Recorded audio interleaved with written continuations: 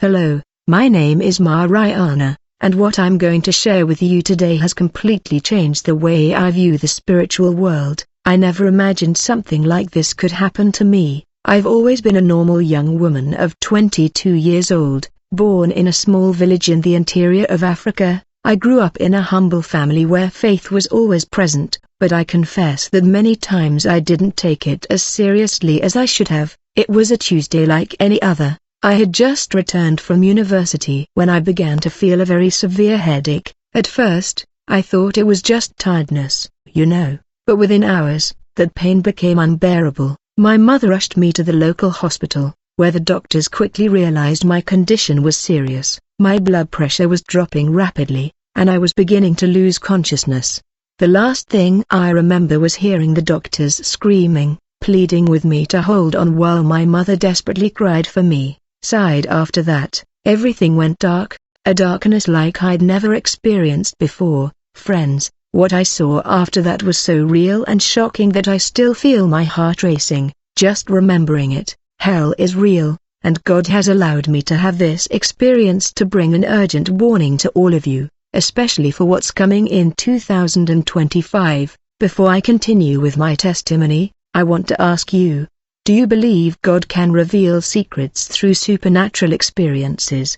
If you believe, write in the comments, I do, so I know you're really paying attention to this message that can save your soul. As the darkness enveloped me, I felt like I was falling into a bottomless pit. It was a feeling of absolute emptiness, as if every part of me was being ripped apart. The air around me grew hotter and hotter, suffocating, and I could hear distant screams and wails that grew louder and louder. Suddenly, I stopped falling when I opened my eyes. I was in a place I could never have imagined in my worst nightmares. The sky, if I can call it that, was a dark red like blood. The ground was rocky and hot, burning my feet even through the shoes I was wearing. The smell was unbearable, a mixture of sulfur and burnt flesh. I looked around and saw many people, some of whom I recognized as old acquaintances who had passed away. All were suffering, some were burning in a fire that didn't consume them, others were tormented by horrible creatures I can't even adequately describe. I was paralyzed with fear. How could I be? I had died there. Was this my final destiny? At that moment, I felt the deepest sense of despair a human being can feel. I tried to scream, but my voice wouldn't come out. I tried to run, but my feet felt stuck to the ground. It was then that I heard a guttural voice calling my name, a voice that made every cell in my body tremble with fear. Mariana said, "Come see what we have in store for 2025. The voice calling me came from a shadowy figure who approached slowly. As he drew closer, I felt a chill run down my spine, despite the infernal heat surrounding me. He was tall and imposing, dressed in a black cloak that seemed to absorb all the light around him. His face was like staring into an abyss of pure evil. "Do you know who I am?" he asked with a smile that revealed teeth as sharp as a predator's. I knew it even though I had never seen him before. My soul immediately recognized who this being was. "You have been chosen to see what we are planning," he continued. "In 2025, we will unleash the greatest spiritual attack humanity has ever seen. We will destroy entire families using the technologies they love so much. Their precious smartphones and social media will be our best weapons." He led me to a kind of room where countless screens displayed people connected to their cell phones. "Do you see how easy it is for them not to even realize they are being monitored? Every notification, every scroll, every new app, everything is designed to create addiction and distance them from the presence of God." Lord, what scared me the most was seeing children and teenagers completely hypnotized by content that seemed harmless but subtly implanted ideas contrary to God's values. Friends who are watching me now, I need your honesty. Have you ever felt like you are wasting too much time on social media? If you feel you need deliverance from this digital addiction, write in the comments, "I need deliverance," and let's pray together for it. That evil being continued to guide me through different areas of hell, each of which he called departments. He was responsible for a specific kind of temptation and destruction on earth. We passed through the idol and entertainment department. There, I saw how famous artists, many of whom I admired, were used as puppets to spread subliminal messages through their music and performances. They didn't even need to sell their souls, my dark guide explicitly explained. All they have to do is accept a small concession here and there, and soon they'll be completely under our control. The most disturbing thing was seeing young people like me being influenced to adopt behaviors and beliefs that distanced them from God, all in the name of looking cool or modern. I've seen teenagers abandon family values due to peer pressure in schools and universities. This is our plan for 2025. He said with evil pride. We will intensify family divisions, parents against children, siblings against siblings. The family is the last bastion of resistance against us, and we will destroy it from within. Then we go through an even more terrible place, where sick souls are tortured in unimaginable ways. These are people who had opportunities to repent, but always said, "Tomorrow I'll change. Tomorrow I'll seek God." He explained that tomorrow never came for them. My heart sank to see so many people who, like some, probably felt they had plenty of time to devote to spiritual things. They shouted that they didn't know, others begged for one more chance, but it seemed too late. The dark being seemed to enjoy showing me every detail of his plans for 2025. He took me to a sort of command center where 6 maps of the earth and strategies drawn up by high-ranking demons. By 2025, we will use artificial intelligence to create even greater divisions among people. He explained that fake news will be so convincing that even the wisest will fall into the trap. We will make people doubt everything and everyone except the lies we instill in them. I saw how they planned to use economic crises and natural disasters to make people question the existence of God. When suffering increases, faith decreases, he stated with satisfaction. We will take every opportunity to sow doubt, but what struck me most was how they specifically targeted young people through online challenges and dangerous trends disguised as harmless jokes. Will do anything for a few minutes of virtual fame, even risk their lives and souls. My stern guide mocked at that moment. I felt deep anguish for an entire generation that was being deceived, unaware. Looking at you now, I have to ask you, are you willing to fight these evil plans and protect your family in 2025? If so, comment. I will fight and share this video with at least 5 people you love and want to protect. My dark guide then led me to a wide, desolate valley where thousands of souls wandered aimlessly. Unlike other areas of hell, there was no visible fire here, but the suffering was equally palpable. This is the Valley of Lost Souls. He explained that these people did not commit great sins, murder or robbery. Do you know what their crime was?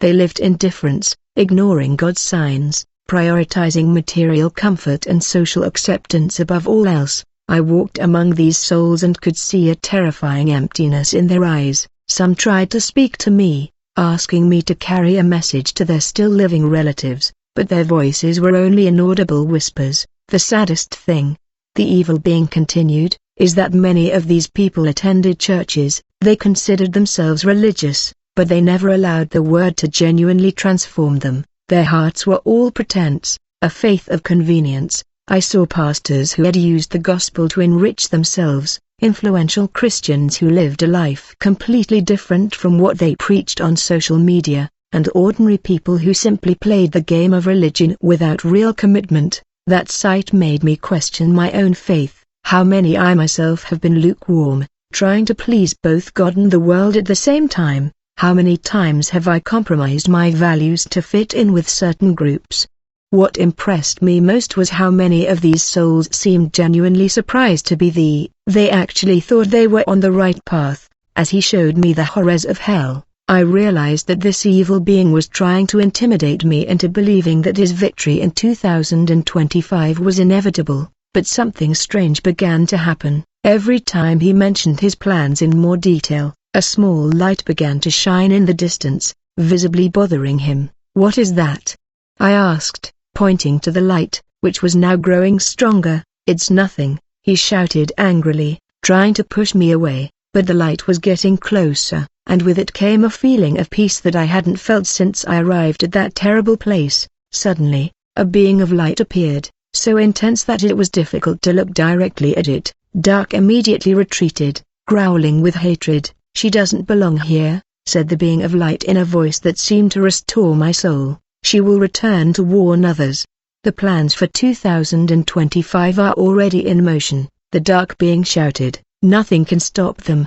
The being of light turned to me and said, "It is true that great spiritual challenges will come in 2025. But what he didn't show you is that God is raising up an army of young people committed to the truth, people who will not be deceived." At that moment, I had a vision of thousands of people praying together on their knees, crying out for divine protection for their families and their nations. Now I ask you who are watching me, do you want to be part of this spiritual army that will rise up in 2025?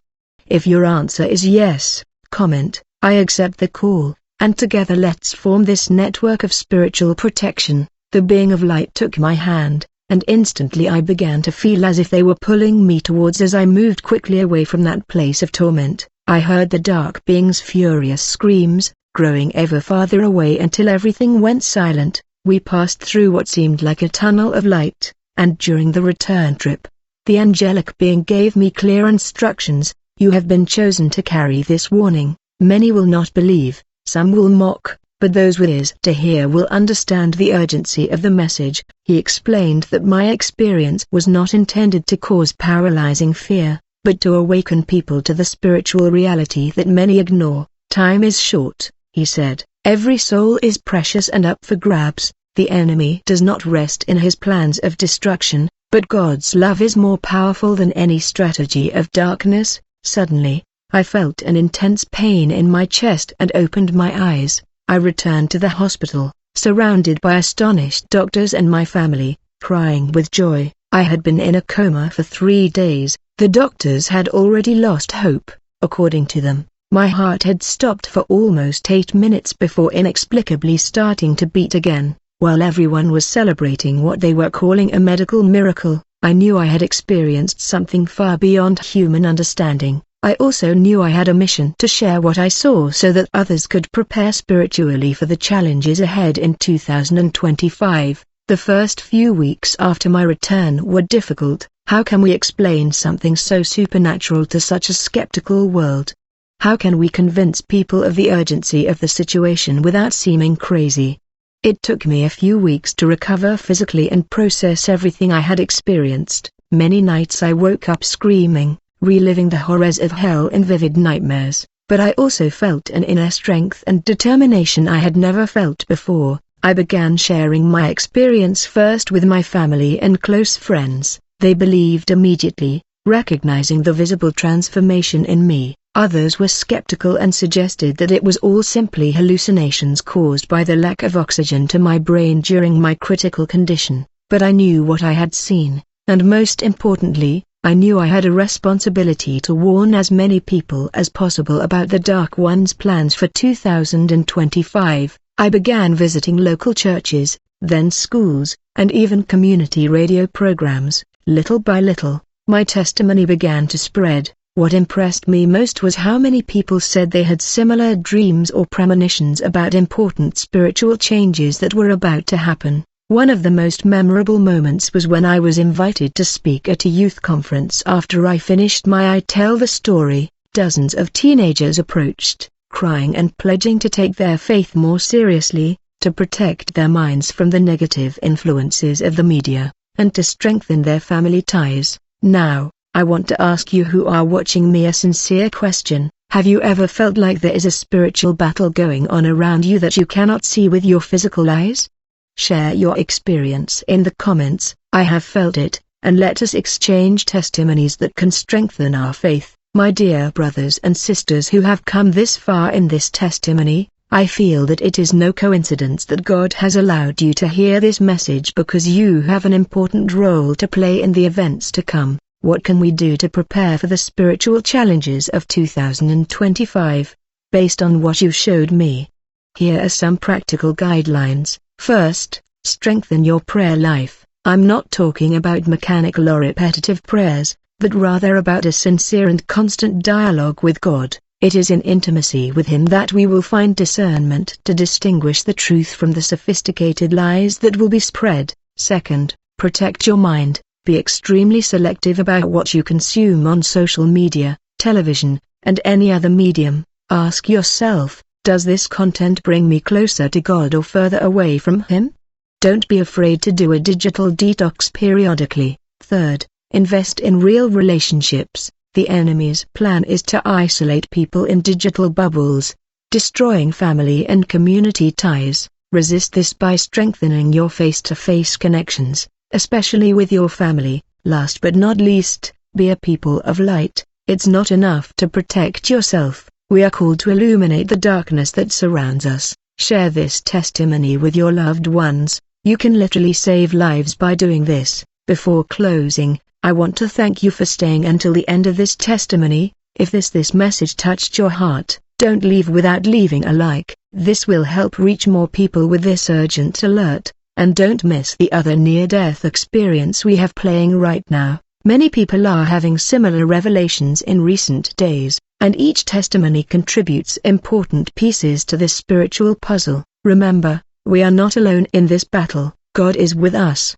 and together we can resist the enemy's strategies. In 2025 and beyond, may the Lord's peace and protection be with you and your family.